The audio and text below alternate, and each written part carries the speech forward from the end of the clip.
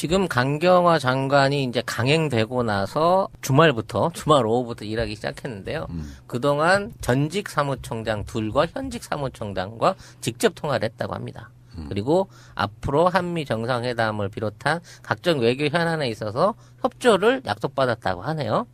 야, 과연 주말에 미국에 자기가 스스로 전화해가지고 번호 딴 것도 대단하잖아.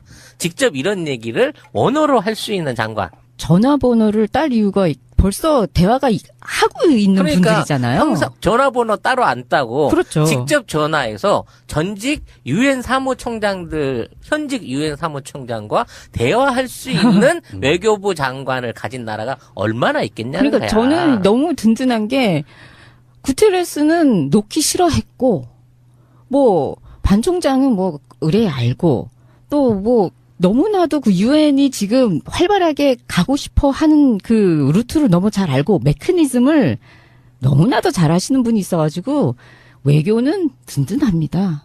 든든합니다. 미국에서도 그렇게 오래 생활을 하셨고 트럼프가 어떻게 그 예측을 하고 어떻게 발동을 걸 건지 자체를 그냥 페이스 조절을 잘만 하시면 될 것 같아요. 그리고 특히 이번에 이제 국민 외교를 천명하면서 북핵에 능동적으로 대치하겠다는 얘기를 했어요.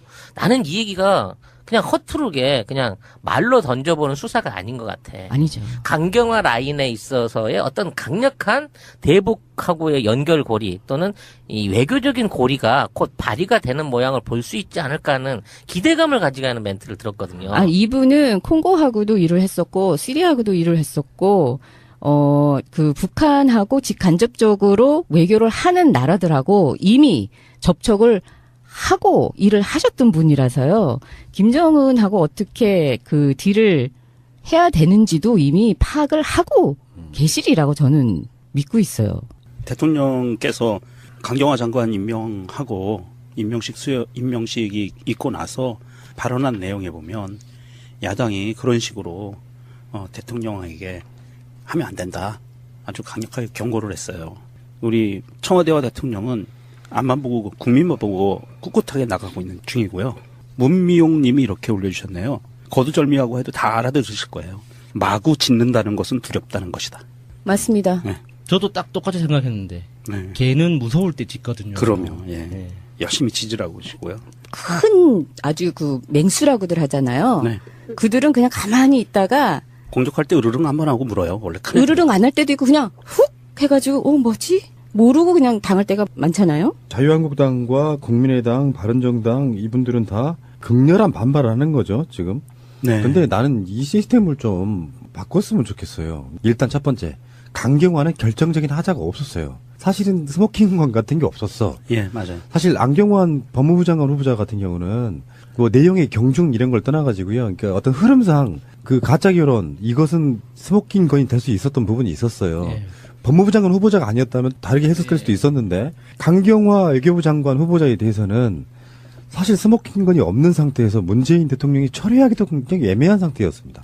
그러니까 자기들이 정권을 쥐고 있는 사람이고 그리고 실제로 어떤 국민의 연모를 받아서 정말 지지율도 고공행진을 하고 있는 정도의 대통령이 임명한 상태라고 하면 나는 강경화 후보자에 대해서 자기들이 처음부터 취했던 그 스탠스를 바꿔주는 것이 저는 맞다고 생각을 했거든요. 근데 청문회에서도 별게 나온 게 없는데 한 번 정해놓고 나서 절대 안 돼 하니까 사실은 청문회 무력화시킨 건 그 사람들이라고 생각해요. 청문회를 까봤더니 나쁘지 않았다고 하면 바꿔줘야 될 거 아니에요. 그러니까 이거를 받아들일 때 우리는 어떻게 받아들일 수밖에 없냐면 이 사람들은 청문회랑 상관없이 강경화가 싫었구나. 이렇게 받아들일 수밖에 없는데 그 문재인 대통령이 거기다 대놓고 당신네들이 싫어하니 내가 임명을 철회하겠어. 이렇게는 할 수 없잖아요. 예. 그러니까 뭐 자유당 같은 경우에서 뭐 돈평을 하는 거는 뭐 다 뭐 개가 짖는다 생각할 수 있겠지만 그 국민의당이나 바른정당에서 말하는 걸 보면은 좀 도저히 좀 이해하기가 힘든 게요. 이 사람들이 도대체 원하는 게 뭔지를 모르겠어요. 그러니까 촛불 집회 이후로, 그러니까 박근혜 탄핵 이후로 우리나라는 정말 세계사에 없던 역사를 새로 써나가고 있는 거거든요. 그렇죠. 예. 그러니까 문재인 대통령이 당선되면서 앞으로 이제 그 우리가 보게 될 거는 그 모바일 중심의 시민 네트워크가 정치에 어떻게 작동하는지, 그리고 또 정치를 어떻게 바꿔나가는지, 그리고 학습 수준이 일정 수준 이상 넘어가는 시민들이 국민회에서 일정 수준 분포를 넘어가면 시민들이 정치를 어떻게 대응하고 받아들이는지 이런 것들을 우리가 앞으로 보게 될 건데 지금 뭐 바른정당도 그렇고 국민의당은 공수 위치만 바뀌었다고 생각하나 봐요. 그냥 자기들이 그렇지. 원래 하던 그 정치 바닥이 그대로 있고 지금 모든 게 변했거든요.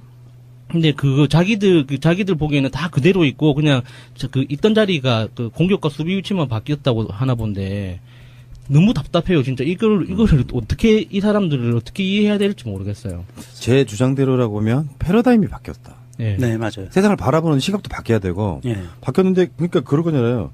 여론고를 발목 잡기라고 하는 거죠. 반대를 위한 반대. 별 문제 없었으면 자기들이 되돌리면 돼요. 예. 전혀 되돌리지 않으면서 임명했다고 야당을 무시했네. 그러니까 협치라는 부분은 진짜 웃긴 거예요. 자유한국당은 협치의 대상이 아니다라고 제목도 나갔었지 않습니까? 맞습니다. 예. 바로 열구가 뭐였죠? 옛날 같으면 척살. 제가 생각하는 단어는 세 가지나 있는데 그 방송 내용에서는 참수였어요. 참수였어요. 먹을 치는 거. 예. 그다음에 척살이라고 하는 사람도 있었고 네. 다음에 청산이라고 하는 사람도 있었어요. 그러니까 최소한 협치라는 말을 자유한국당은 할 수가 없는 대상이라고 보고. 그렇죠. 그 척살이건 참수건 청산이건 그 대상이 되다 뿐이지 그 안에 주체로 들어올 수가 없는 존재들이죠. 예. 제가 굉장히 훌륭한 비유를 했더만요. 제가 살인자가 살해당한 사람의 장례식장에 와서 밥 내놓으라고 얘기하는 거랑 좀 굉장히 유사한 형태이고요. 근데 거기에 지금 뭐 국민의당이나 바른정당도 그런 마인드를 전혀 버리지 못하는 것 같고요. 이제부터가 시작이에요. 사실은 지금 문재인 대통령이 순항했단 말이에요. 순항했는데 그 순항하고 나서 이제부터가 본격적으로 시작된다. 역사에 있어서 평행이론 같은 게 시작되는 거예요. 오늘부로 이제 야당들이 들고 일어났고 이렇게 되면 이제 어떤 식으로 영향을 끼치게 되냐면은 물론 그 사이에 안경환 후보자의 사태가 주는 나름대로의 쇼키가 좀 있었다고 저는 봐요. 그런데 잘 나갔으면 좋았겠지만 어차피 이거는 올 것이 온 거예요. 이제 결국에는 강경환을 임명 안 할 수도 없고 그쪽에서는 자기들 칼을 뺐는데 누구라도 한번 떨어뜨렸어야 되는 상황태에 있는 입장이잖아요. 근데 문제는 앞으로 김희수 헌법재판소장의 부분. 국회 통과 사안이지 않습니까? 네. 심한 경우는 몇 개월 늘어질 수도 있어요. 그런데 그분은 어차피 지금 재판관이시면서 그러니까 지금 권한대행 전에 자체예요. 예. 대행하고 계시고 네. 그러니까 뭐 안 해줘도 지금 대행으로 하고 계시니까 네. 큰 네. 문제는 없어요. 네, 큰 문제는 없다고 생각을 계속 발목을 잡겠죠. 그렇죠. 예. 네. 근데 바른정당하고의 뭐 국민의당 이렇게 나올 거라고는 생각은 했지만 정말 그대들이 생각하는 큰형님 트럼프를 좀 한번 보세요. 그 사람이 시대의 흐름을 지금 잘 타고 있지를 못하여서 지금 굉장히 곤욕을 지금 치르고 있습니다. 좀 2017년으로 지금 빨리 패스트포워드를 하셔가지고 좀 같이 갑시다 좀. 자, 그래서 지금 그 청와대에서는 최근에 발표한 것 중에 하나가 인사추천이라는 것을 가동하겠다. 민정수석실도 있고 그 인사수석도 있었지만 한꺼번에 많은 것들이 우리가 생각했을 때는 뭐 장관 몇 명 이런 게 아니잖아요. 그렇죠. 예. 수도 없이 많은 관련된 분들을 지금 뭐 한 60~70명 이상 이렇게 발굴이 내야 되는 상황에서 더 이상 꼬투리를 주면 안 되겠다 싶어가지고 이번 주부터 인사추천이라는 거를 가동한다고 하는데요. 방식이 이런 거예요. 아마 이게 민정수석실하고 인사수석이 공동으로 만들어진 일종의 임시기구처럼 느껴지는데 기구라고 할 것도 없이 그렇게 모여가지고 회의를 하는 거죠. 그 후보자를 추천을 하고 그 다음에 2, 3배수로 압축을 하고 다음에 2, 3배수로 압축된 사람들을 약식 검증하고 그 다음에 대통령한테 보고를 하고요. 관련해서 토론도 합니다. 그래서 2, 3배수를 1, 2배수로 다시 압축을 합니다. 그리고 나서 1명, 2명 정도를 압축한 뒤에 정밀 검증을 하고 인사 발표를 하는 굉장히 정밀하게 하겠다는 걸 발표를 했고요. 그건 아마 안경환 후보자가 좀 결정적인 게 아니었나 이런 생각이 드네요. 근데 이게 언론들이 정말 또 화딱지나게 하는 게 연합뉴스가 이게 그 통신사지 않습니까? 네. 이게 언론사라기보다 통신사인데 통신사가 낸 기사가 문재인 정부 초대 내각 인선이 난항을 겪고 있는 가운데 청와대가 금주 중 가동하기로 한 인사추천위원회의 역할에 관심이 쏠리고 있다. 이렇게 멘트를 시작하거든요. 청와대가 잘못하는 것 같잖아요. 청와대 인선이 난항을 겪고 있는 이유가 이 그 다른 그 기사에 봐도 인맥 난항, 인사 난항 이런 표현들이 계속 반복해서 등장하는데 이거 분명히 이거 청와대가 잘못하고 있다라는 전제가 돼 있는 표현이거든요. 책임 소재가 어디 있는지 보는 사람은 다 알고 있잖아요. 일사천리로 전부 뭐 잘 나가기만 하면 무슨 문제가 있겠습니까만 제가 항상 주장하는 바 있잖아요. 누군가는 어떤 과정에서 실수를 할 수 있다. 근데 그걸 어떻게 잘 대처하느냐, 어떤 태도로 국민을 대하느냐가 오히려 더 인기가 생길 수도 있다. 이렇게 저는 맞습니다. 보고요. 네. 김상조는 정말 잘된 애, 임명 강행이 정말 잘된 애로 일단은 초반은 보이고, 강경화 후보자도 임명 강행을 했습니다. 그런 것들이 국민 여론상에서 봤을 때 강경화 청문회 봤더니 별 중요한 건 없더라. 임명해라. 그 여론이 60%가 넘었단 말이에요. 국민들은 대부분 알고 있는 거라고 보고, 안경환 후보자는 악마 플러스 지금 이번 주도 굉장히 역동적으로 돌아갈 거 아닙니까? 여러 장관들 지금 또 청문회도 막 예약돼 있고요. 네. 그럴 때 저는 마지막으로 한 말씀만 드리고 싶어요. 기대만큼 실망하지 마시고요. 잘할 거라고 믿는 대통령이면은 그냥 뭐 언론에서 뭐라고 하든 뭐 낙마를 했다라든지 실수를 했다라든지 조춤했다라든지 이런 거에 대한 실망을 하지 마시고 일단 믿고 가시는데 잘못된 부분은 문재인 대통령 스타일이면 간단합니다. 먼저 알아챈다고요.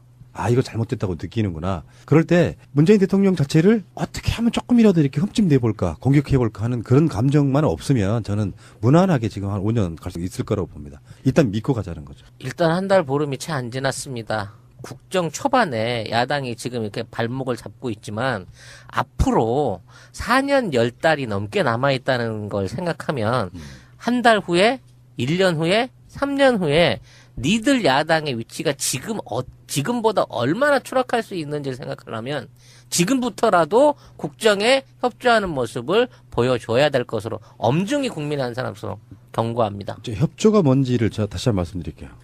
협조란 다른 거 없어요. 잘하는 거 잘한다고만 해주시면 돼요. 못하는 건 못한다고 비판할 수 있는 건 야당 맞아요. 잘한다는 칭찬 없이 잘못하지 않는 거는 잘못했다고 말하는 게 발목 잡기입니다. 그렇습니다. 지금의 문재인 대통령의 배우는 민주당이 아닙니다. 제1여당 민주당이 아니라 제1여당은 뭐야? 하도 입에 붙어서 군소여당 뭐야? 조그만한 여당 민주당이 아닙니다. 5,500만 국민 중에 75%가 문재인 대통령의 후견인이고 문재인 대통령의 배후 세력이라는 점을 생각하고 좀 정치를 하라고요. 어떻게 욕을 해야 되지? 그만하세요. 입을 더럽히지 마시고. 없었어요. 사실은 스모킹건 같은 게 없었어. 예, 맞아요. 사실 안경환 법무부 장관 후보자 같은 경우는 그 내용의 경중 이런 걸 떠나가지고요. 그러니까 어떤 흐름상 그 가짜 결혼 이것은 스모킹건이 될 수 있었던 부분이 있었어요. 예.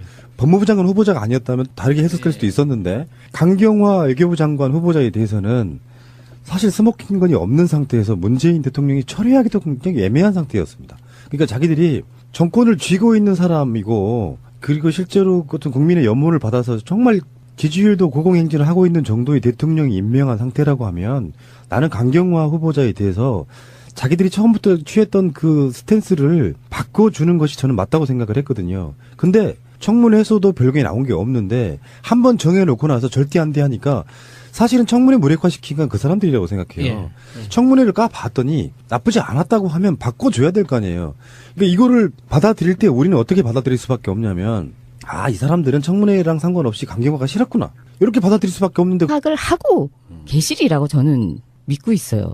대통령께서 강경화 장관 임명하고 임명식이 있고 나서 발언한 내용에 보면 야당이 그런 식으로 대통령에게 하면 안 된다. 아주 강력하게 경고를 했어요.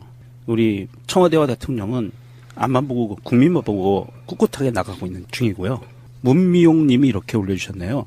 거두절미하고 해도 다 알아들으실 거예요. 마구 짖는다는 것은 두렵다는 것이다. 맞습니다. 네. 저도 딱 똑같이 생각했는데 네. 걔는 무서울 때 짖거든요. 그럼요. 예. 네. 열심히 짖으라고 하시고요. 큰 아주 그 맹수라고들 하잖아요. 네.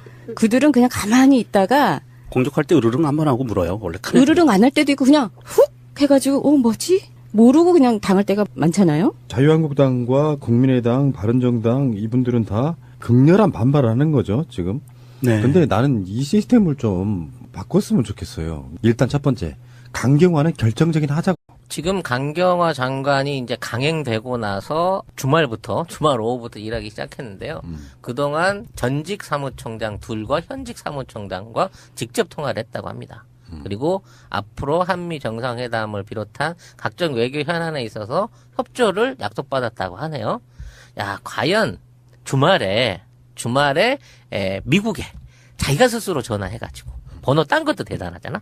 직접 이런 얘기를 원어로 할 수 있는 장관. 전화번호를 딸 이유가 벌써 대화가 하고 있는 분들이잖아요. 항상 전화번호 따로 안 따고 그렇죠. 직접 전화해서 전직 유엔 사무총장들, 현직 유엔 사무총장과 대화할 수 있는 외교부 장관을 가진 나라가 얼마나 있겠냐는 그러니까 거야. 저는 너무 든든한 게 구테레스는 놓기 싫어했고 뭐 반 총장은 뭐 의뢰 알고 또 뭐 너무나도 그 유엔이 지금 활발하게 가고 싶어 하는 그 루트를 너무 잘 알고 그 문재인 대통령이 거기다 대놓고 당신네들이 싫어하니 내가 임명을 철회하겠어. 이렇게는 할 수 없잖아요. 예. 그 뭐 자유당 같은 경우에서 뭐 논평을 하는 거는 뭐 다 뭐 개가 짖는다 생각할 수 있겠지만 그 국민의당이나 바른정당에서 말하는 걸 보면은 좀 도저히 좀 이해하기가 힘든 게요. 이 사람들이 도대체 원하는 게 뭔지를 모르겠어요. 그러니까 촛불 집회 이후로, 그러니까 박근혜 탄핵 이후로 우리나라는 정말 세계사에 없던 역사를 새로 써나가고 있는 거거든요. 그렇죠. 예.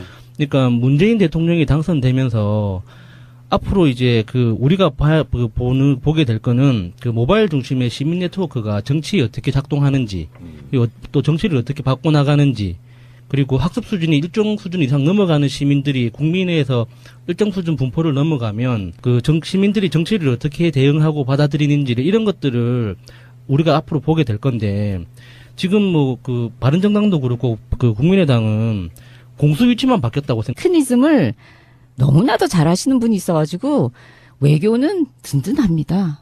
든든합니다. 미국에서도 그렇게 오래 생활을 하셨고 트럼프가 어떻게 그 예측을 하고 어떻게 발동을 걸 건지 자체를 그냥 페이스 조절을 잘만 하시면 될 것 같아요. 그리고 특히 이번에 이제 국민 외교를 천명하면서 북핵에 능동적으로 대치하겠다는 얘기를 했어요.